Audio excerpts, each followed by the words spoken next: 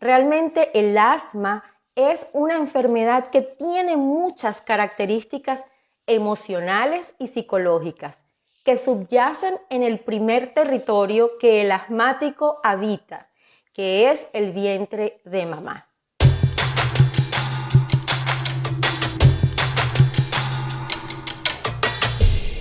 Esto quiero comenzar mi trabajo el día de hoy con este maravilloso libro. La enfermedad como camino. Los nombres son impronunciables de sus autores porque son alemanes. Muchos de los que me conocen saben que yo me formé en Alemania y realmente para mí no solamente es porque son excelentes en lo que hacen, sino que vi muchos testimonios y resultados de personas que, bueno, que han sanado y simplemente han tomado la terapia como parte de su camino. Así que la enfermedad como camino no es al azar. Quiero abrir el libro en el primer párrafo del prólogo y dice lo siguiente: este libro es incómodo porque arrebata al ser humano el recurso de utilizar la enfermedad a modo de coartada para rehuir problemas pendientes. No nos proponemos demostrar que el enfermo no es víctima inocente, todo lo contrario.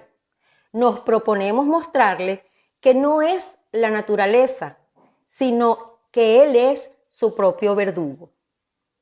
Y con esto no nos referimos a la contaminación del medio ambiente cuando hablamos de naturaleza, a los males de la civilización, a la vida insalubre, ni a villanos similares, sino que pretendemos situar en primer plano el aspecto metafísico de la enfermedad, a la luz de los síntomas que se revelan como manifestaciones físicas de conflictos psíquicos y que traen en ellos un mensaje por descubrir. El hecho de pensar que la enfermedad entonces parece que no es tan al azar, que parece que Freud, cuando fue tildado de loco, estaba en lo cierto, que todo lo que no está resuelto en nuestro inconsciente y esas pulsaciones inconscientes se manifiestan en nuestro cuerpo con neurosis, enfermedades o conflictos en algún ámbito de nuestra vida.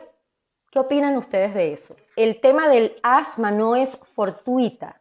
El tema del asma es un tema que nos coloca en el camino de la vida y la muerte. ¿Por qué? Porque el asmático no puede respirar. Y ninguno de los que estamos acá podemos dejar de respirar más de 5 minutos, ni mucho menos, porque simplemente moriríamos hipóxicos. Entonces, si ven, realmente el asma es una enfermedad que tiene muchas características emocionales y psicológicas que subyacen en el primer territorio que el asmático habita, que es el vientre de mamá. El asma tiene dos conflictos importantes. Uno es el territorio y el otro es la libertad. ¿Cuál es el primer territorio que habita el asmático? El vientre de mamá. El vientre de mamá ya viene impregnado de todas las improntas de mamá, como lo he dicho en otros live anteriores. Tema muy profundo en el que en este momento no voy a ahondar para no perdernos del tema. Pero sí ponerlos en contexto de que si, por ejemplo, cuando yo fui concebido o concebida, mi madre tenía un embrollo de rebeldía con sus padres, quería irse de casa y consiguió el primero que pasó y salió embarazada por la idea de que así solucionaría el acto de irse de casa, allí hay un conflicto de territorio que ya viene viajando de mamá hacia mí. ¿Por qué? Porque ella me engendra, es decir, ella me concibe en esa situación. Cuando yo estoy siendo creada en ese ambiente, en ese vientre, ya yo esa impronta epigenéticamente la traigo para mí. Y genéticamente, y seguro, si nos ponemos a buscar la información de ese árbol, el tema de territorio y conflictos viene viajando en el árbol de mamá. Por ende, para el asmático, lo más importante es revisar el conflicto y la relación que tiene con mamá. No obstante, una vez que ese niño se ha desarrollado, sabemos todos que en ese vientre hay nutrición, hay calidez, no hay sonido, es decir, es nuestro estado ideal. Y de pronto algo sucede y nos encontramos con frío, con luz, con hambre, con llanto. Es decir, el primer conflicto de territorialidad que podría estarse manifestando emocionalmente en ese niño es lo que llamamos en psicoanálisis el movimiento interrumpido, el primer instante en el que tú te conectas con tu otro territorio, es decir, con la vida misma, y luego con tu próximo territorio, tu cuerpo. Para nosotros los psicoanalistas, el símbolo es quizás lo más importante. Más que el concepto en sí, es lo simbólico que subyace en esa persona que te cuenta sus cosas o sus situaciones en el momento de que está narrando, porque tiene asma, ¿verdad? Entonces, aquí en este punto de territorialidad me detuve porque para nosotros el primer territorio es mamá, luego vamos al mundo, a la vida, es nuestro otro territorio, y luego empezamos a tener en el camino de nuestro desarrollo infantil conciencia corpórea, es decir, conciencia de que tenemos un cuerpo, y ese pasa a ser el territorio por excelencia que nosotros vamos a habitar.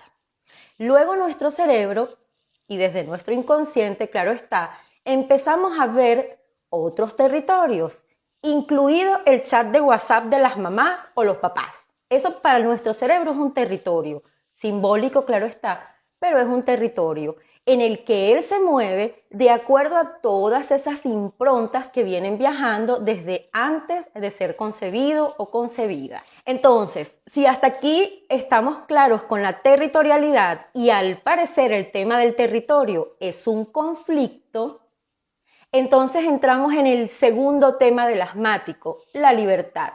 Territorio y libertad. Lógicamente, si para ese niño o para ese adulto el asma es un conflicto de territorio porque el territorio que habita, es decir, su madre y luego su casa, también si viene de padres muy severos o de un ambiente disruptivo, él va a entender desde sus sensaciones en primera instancia con las que ese niño empieza a hacerse de una estructura psicológica desde el momento cero que nace hasta los 7 años, le van dando impronta de todo lo que hablamos anteriormente del territorio. Y si él siente que está en un territorio tóxico, lo próximo que quiere es libertad. Ahora, interesante lo que voy a leer hoy, porque en el aspecto del asma, como dije anteriormente, toda esta información es para que ustedes puedan conocer y ahondar en ustedes mismos, pero jamás es una prescripción médica. Siempre todo trabajo psicológico está completo cuando el paciente llega con su historia médica y con todo su diagnóstico en la mano, porque todos caminamos de la mano. Así como el ser humano es una unidad que lo componen muchas cosas, igual en la terapia. ¿Qué pasa? Cuando esta libertad, este individuo sabe que está en ese ambiente tóxico, quiere libertad. Y empieza el conflicto materno, que por lo general es el que más visible se hace. Amén de que pueda haber un padre severo en casa, vamos a retomar el concepto anterior. Mi primer territorio es mamá y me confronta directamente con la vida, porque el asma es respirar y ninguno de nosotros puede estar sin respirar. Por ende, el asma es una de las enfermedades que más sintomatologías emocionales y psicológicas podemos describir. Yo hoy escogí solo una de todas ellas para leerles en este libro, porque son tantas que no las podemos abarcar en una hora. Pero esta que escogí nos toma a todos por igual. ¿Por qué? Porque son los aspectos oscuros de nosotros, esos que no queremos reconocer o que nos cuesta reconocer, que se manifiestan de manera increíble en una persona asmática. Entonces voy a leer un poco aquí lo que es la respiración. La respiración es un acto rítmico, se compone de 2 fases, inhalación y exhalación. La respiración es un buen ejemplo de la ley de polaridad. ¿Cuántas veces han escuchado ustedes por allí? Somos una unidad, somos todos uno, tenemos que aprender a mirar todo como unidad. Y sí, eso tiene mucho sentido, pero en la vida real, en la práctica, no tiene lógica porque somos seres duales. Vivimos en un mundo dual donde la noche tiene que existir para que aparezca el día. Es decir, que para nosotros poder estar vivos, la misma polaridad se hace presente en la respiración. Dicho esto, voy a leer entonces el fragmento que traje para ustedes hoy. Escogí este lado del asma que se llama Rechazo al lado oscuro de la vida. Vayan escuchando poco a poco y díganme si esos asmáticos que ustedes conocen, familiares, adultos, o incluso esas características de ese niño asmático no se parecen a lo que voy a leer. El asmático ama lo limpio, lo puro, lo transparente y estéril, y evita lo oscuro, profundo y terrenal, lo cual suele expresarse claramente en la elección de los alergenos. Él desea instalarse en el ámbito superior para no entrar en contacto con el polo inferior. Por lo tanto, suele ser una persona cerebral. La doctrina de los elementos que se le atribuye al asmático es el pensamiento, es decir, lo etéreo, el aire. Ellos siempre están aquí, pensando y elucubrando, pero no quieren bajar. La sexualidad, que también corresponde al polo inferior, la desplaza el asmático hacia arriba, al pecho, estimulando con ello la producción de mucosidad, proceso que en realidad debería estar reservado a los órganos sexuales. El asmático expulsa esta mucosidad, producida demasiado arriba, por la boca, solución cuya originalidad apreciará quien vea la correspondiente diferencia entre genitales y boca. El asmático anhela el aire puro, le gustaría vivir en la cima de una montaña. Allí satisface todo su afán de dominio, desde arriba, contemplando desde la cumbre el turbio acontecer del valle sombrío, a distancia segura, y, por supuesto, elevado en una esfera donde el aire todavía es puro. Van viendo las características psicológicas. Para el asmático, la humildad y la ausencia de ego exacerbado, porque el ego es sano cuando está bien manejado, para el asmático es casi imposible ser humilde. Y es tan así que su falta de humildad le impide ver que tiene falta de humildad. Me disculpan el trabalengua psicoanalítico, pero es que es así. Cuando tú miras el símbolo del otro en contexto, te das cuenta de que es incluso difícil que se dé cuenta que no tiene humildad. Por ende, el asmático tiene un gran camino hacia adentro de trabajo personal. Entonces, él está situado por encima de las tierras bajas, con sus impulsos y su fecundidad. Arriba, en lo alto de la montaña, donde la vida tiene pureza mineral. Además, acompañado de todas las indicaciones médicas, donde lo primero que le indican es la climaterapia. Es decir, acomódenle el lugar al niño, límpienle todo, saquen las alfombras, el rey ha llegado. El asmático es un individuo que tiene sed de amor, quiere amor y por eso inspira tan profundamente, pero no puede dar amor. Tiene dificultad para la respiración. ¿Qué puede ayudarle a un asmático? Al igual que para todos los síntomas, solo existe una prescripción. Toma de conciencia implacable y una asquerosa sinceridad consigo mismo. Cuando una persona ha reconocido sus temores, debe acostumbrarse a no evitar la causa del miedo, sino a afrontarlas hasta poder quererlas y asumirlas. Este necesario proceso se simboliza perfectamente en una terapia que, si bien es desconocida para la medicina académica, suele aplicarla la naturopatía y es uno de los remedios más eficaces para el asma y la alergia. Consiste, escuchen bien, porque yo estuve en Alemania, como les he dicho, 4 años y yo lo vi. Por eso lo estoy diciendo sin que esto sea una prescripción médica. Ojo con eso, siempre asistirte de tu médico tratante y de tu terapeuta de elección. Ok, esta terapia consiste en inyectar al enfermo la propia orina por vía intramuscular. Vista con una óptica simbólica, esta terapia simbólica, esta palabra es determinante en este párrafo, es lo que llama Alejandro Jodorowsky su psicomagia. Es decir, todos estos son temas muy simbólicos que van a llevar la información al individuo, no a su consciente, no al constructo de lo que él cree que es, sino a su inconsciente, a esa parte a la que difícilmente nosotros podemos acceder con facilidad. Entonces, consiste en inyectar al enfermo la propia orina por vía intramuscular. Vista con una óptica simbólica, esta terapia obliga al paciente a readmitir lo expulsado, la propia inmundicia, batallar con ella hasta integrarla. Esto es lo que cura a un asmático.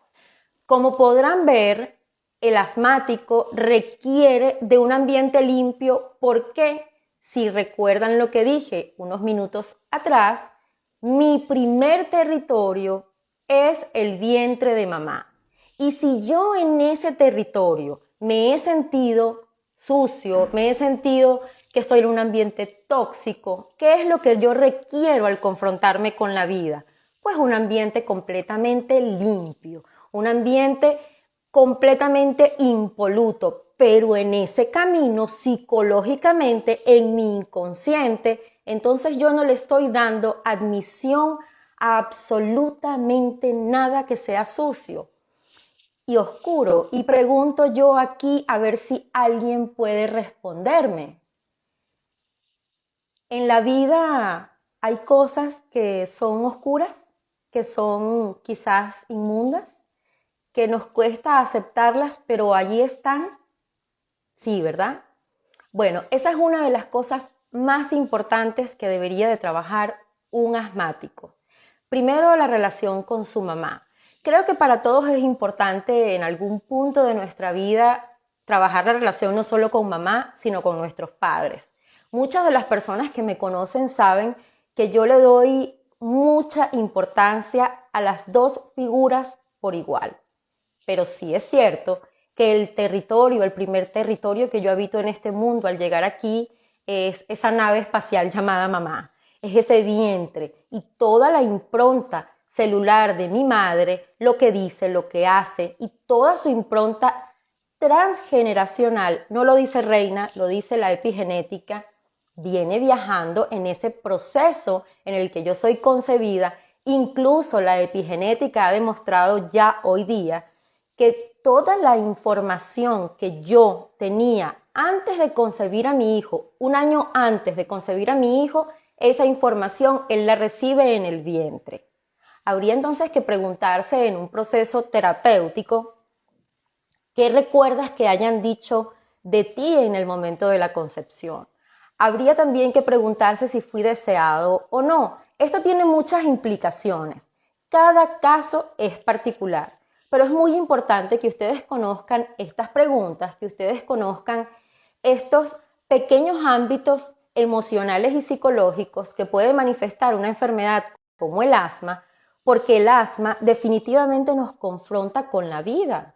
Es decir, dejamos de respirar. También es importante algo aquí.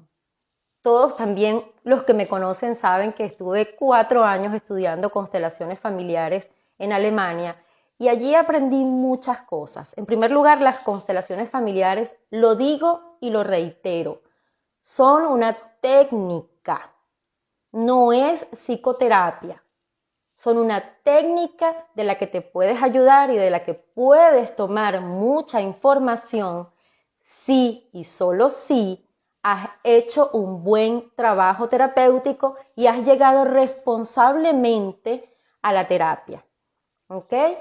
Y yo en este camino de las constelaciones familiares logré mirar muchísimos procesos de enfermedad que venían viajando de mamá, que venían viajando de todo el transgeneracional, y pude ver muchos casos de asma en personas descendientes directos de judíos, por ejemplo. ¿Qué pasa cuando yo tengo que respirar y sé que voy a entrar a una cámara de gas? La impronta que queda grabada en ese ser humano tiene que ser algo inenarrable, tiene que ser algo imposible de transmitir con palabras. Ese miedo animal que puede tener una persona al saber que va a entrar a una cámara de gas y que al hacer va a morir. Esa es una de las improntas que les puedo dejar hoy como elemento de reflexión, ¿verdad? Para que puedan darse cuenta de lo que puede significar una información como esta viajando en un árbol genealógico. También he tenido pacientes que tienen una información de personas que murieron quemadas en su sistema de familia por una u otra circunstancia, y toda esa impronta se pasa de generación en generación. ¿Por qué de mamá? Importante que lo sepan. Porque cuando mamá me está concibiendo, es decir, cuando yo soy concebido, en los ovarios de mi madre están los ovocitos, que son los que serán fecundados por el espermatozoide para que yo pueda estar aquí, para que el milagro de la vida ocurra. ¿Qué pasa? ¿De dónde vienen esos ovocitos? ¿Es que se forman solos? Pues no. La epigenética demuestra que son la información, es decir, los ovocitos de mi abuela materna, los que se transmiten a mi madre, y es con ellos con los que me van a concebir a mí. Es decir, que de alguna manera las mujeres somos guardianes de la historia, y por eso en los casos de enfermedad siempre es muy importante trabajar con el árbol genealógico, pero sobre todo con mamá y los conflictos que mamá pudo haber atravesado cuando estuvo embarazada de mí, o los conflictos que yo pueda tener con mamá ahora que soy adulto y sigo manifestando la enfermedad. Algo importantísimo que ustedes deben saber es que por lo general en los niños a partir de los 5 años ya debería de desaparecer la enfermedad. Pero si no desaparece, yo sigo siendo un adulto enfermo de asma, ¿verdad? Allí hay un trabajo terapéutico, psicológico importante por hacer.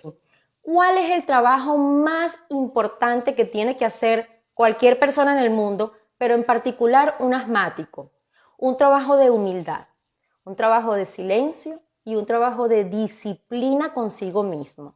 ¿Por qué? Primero, porque considera que el mundo es tóxico. En su inconsciente no lo tiene aquí, lo tiene aquí atrás, guardadito, donde probablemente no tiene acceso. De manera que tiene que primero reconciliarse con el mundo. Segundo, en el aspecto de la libertad, tiene una tendencia natural a quedarse en su zona de confort. No le gusta moverse mucho, no le gusta explorar mucho. ¿Por qué? Porque la libertad lo puede poner en riesgo. Pero lo más importante también con un asmático a mirar y a tratar es que en el camino de la enfermedad, las personas que lo rodean y las personas que lo cuidan, de alguna manera también pierden su libertad, porque está implícito los dos polos en toda situación. Si yo tengo miedo a ser libre, todas las personas que yo amo, quiero que se queden aquí y que no sean libres conmigo porque yo las amo.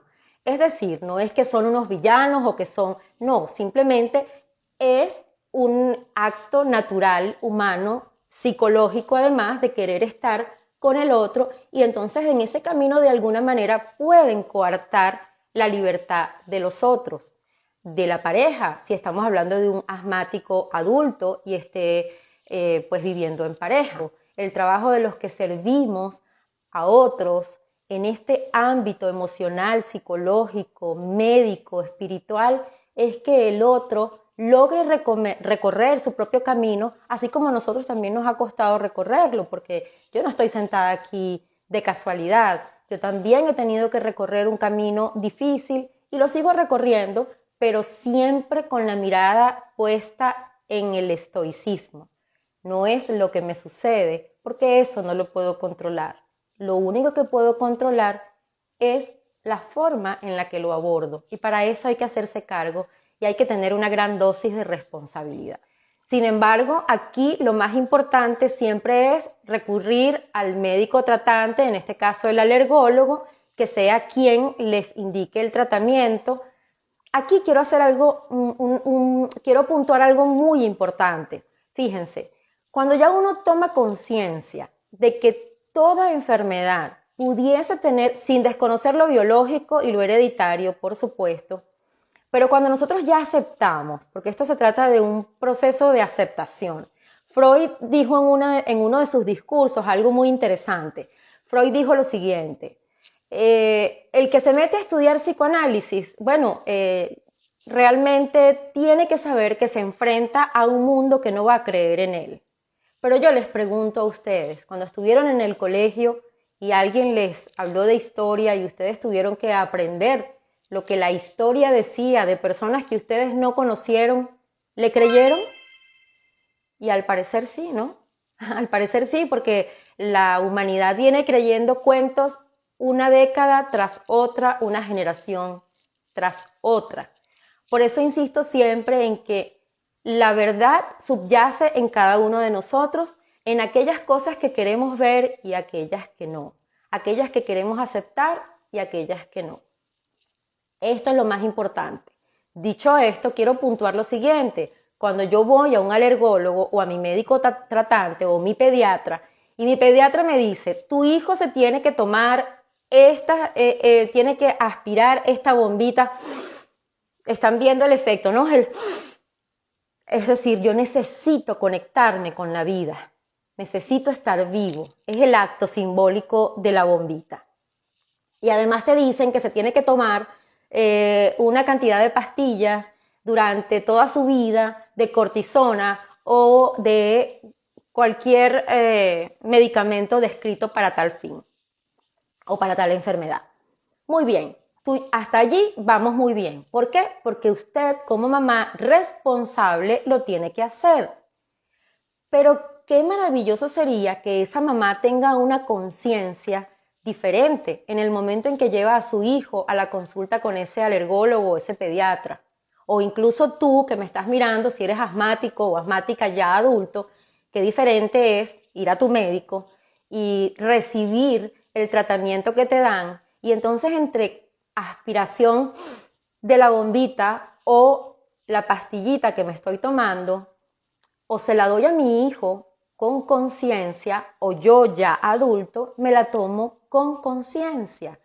Es muy diferente cuando manejamos la información que está subyacente en las pulsaciones inconscientes de cada uno de nosotros, que son tan simbólicas que pasan desapercibidas y que nos invitan una y otra vez a hacer una reflexión profunda de lo que significa realmente tener conciencia, que no es nada más hablar correctamente, pensar correctamente o sentir correctamente, porque en las redes estamos llenos de información que muchas veces ni siquiera tiene un asidero correcto, porque a veces nosotros creemos que estamos hablando bien, sintiendo bien y pensando bien, y las cosas en nuestra vida no ocurren. No ocurren porque el trabajo tiene que ser más profundo, más reflexivo y más humilde. Humilde en aceptar que si no está ocurriendo es porque el obstáculo entre lo que yo deseo y yo soy yo misma o yo mismo. Así que tomar un tratamiento con conciencia y que cada vez que yo me tomo mi pastillita digo, ok, trabajando mi proceso de liberarme de todas estas improntas psicológicas, es distinto, ay, se me pasó la pastilla y me la voy a tomar. ¿No creen ustedes que es diferente? ¿Es posible comenzar el padecimiento ya después de adulto y a qué se debe? Definitivamente sí es posible por todo lo que acabo de comentar en este momento. Vamos a poner un ejemplo. El proceso migratorio que ha tenido nuestro país, Venezuela, Pongo en contexto a Venezuela, pero en realidad el mundo, desde que es mundo y desde que el hombre anda caminando por este planeta, es migrante. Es decir, nosotros no somos seres de estar en un solo sitio. Solo que ahora nos confrontan una cantidad de creencias erradas y bueno, nos ponen en sufrimiento. Es la verdad. Porque al final el ser humano ha trabajado mucho para alcanzar su desarrollo, para alcanzar su status quo, y no es fácil cuando lo tienes que perder. Hago este ejemplo porque es muy frecuente encontrar, yo estoy haciendo seguimiento de dos cosas en el caso de los pacientes que han migrado de Venezuela y han tenido que enfrentar situaciones complejas en otros países. Uno es el asma y el otro es el cáncer de mama en las mujeres y cáncer de próstata en los hombres. Son cosas que no están a la vista, son cosas que no salen quizás en los informativos, porque bueno, son cosas muy íntimas que se manejan en otros niveles, pero se hacen presentes.